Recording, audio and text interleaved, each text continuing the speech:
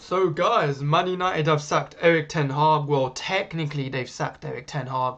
There's only reports saying that he's going to be sacked in the FA Cup after the FA Cup final, regardless of the result. And for me, that's cool. I don't mind. I was ten Hag out, but it's the way you've done it. It's the way it's been leaked out. It's just incredibly unhelpful because it's just before a final. I don't care if I'm the manager in or out. It's just peak on the manager because he's like, you've just been publicly humiliated practically before a cup final as well when we're meant to be winning. We're supposed to.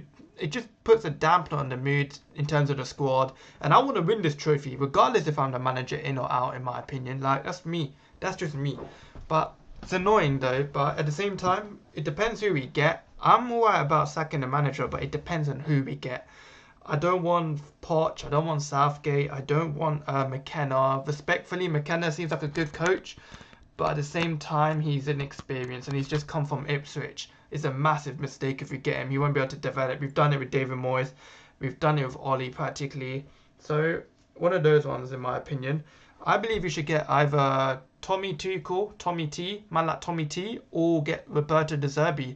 De Zerbi is my second choice and Tommy T is my first choice. Ideally, I wanted man like Hansi Flick. But my guy's gone to Barca, unfortunately, so we can't get him. Nagelsmann looks like he's going to stay in Germany. I wouldn't mind an Italian manager, though. Like, give me an Italian manager. They seem to cook all the time. But a lot of United fans are happy about this Ten Hag news, and some are not happy whatsoever. Some people are saying he should be given time. Others are saying he's practically given us 8th. He's been dominated. The way he's just trained the team, always getting injured. I mean, for me, I think it's just been toxic, and I think I don't want just the manager gone. I want all the players gone. So I think that's what Ineos are planning to do. But do you know what? I think some of the way Ten Hag's managed some of the players is incredibly poor. The nepotism, such as Anthony always starting over players like Ahmad all the time, just doesn't make sense. The constant need to always start Marcus Rashford, authorising the buying of Mason Mount for 50 million, even though we could have got him on a free. His training methods haven't helped. The fact that whenever he played, there's always a big midfield gap, and it clearly looks like it's something he's planned. If he carried on, last season was so good because he had two CDM defensive midfielders and then an attacker up front. But let's see what the stats are saying on him. Okay, so let me show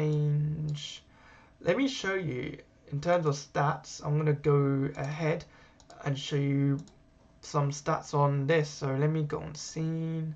Should go on here. Can you see me properly? No, you cannot. Give me a second, lads. I don't know why that's happening.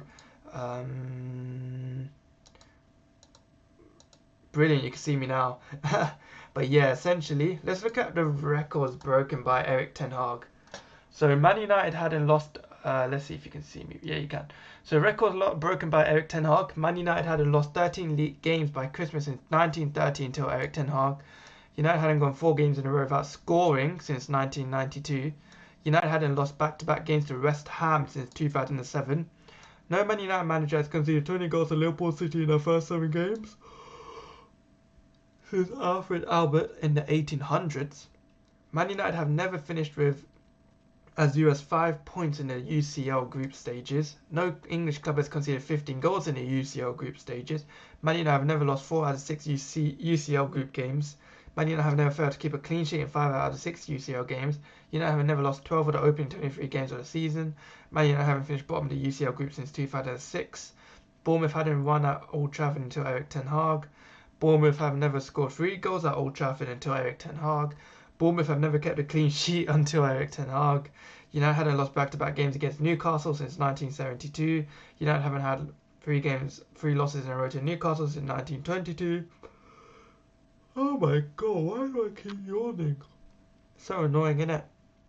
Newcastle haven't had 3 clean sheets in a row against Man City. Bloody hell, this is longer than a Harry Potter trilogy, man. Harry Potter series are longer than this, man. This is longer than the Harry Potter book. I don't know why I'm repeating myself. Like, fix up, man.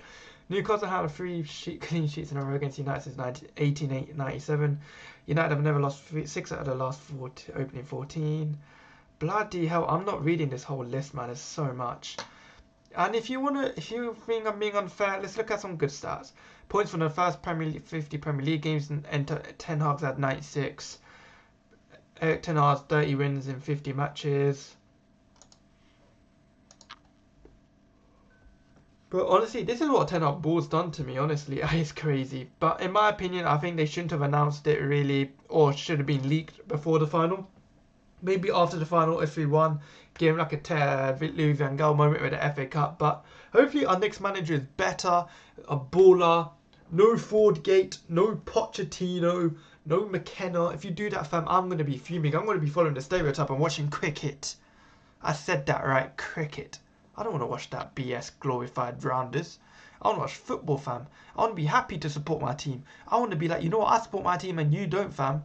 I want to smoke people. I want to be wrong about my team when I feel like they're being incorrect. Like, I want Marcus Rashford to prove me wrong and be a baller. I don't want to be happy that every player I think is a bum is a bum. But yeah, it is what it is. Please like, subscribe, and peace.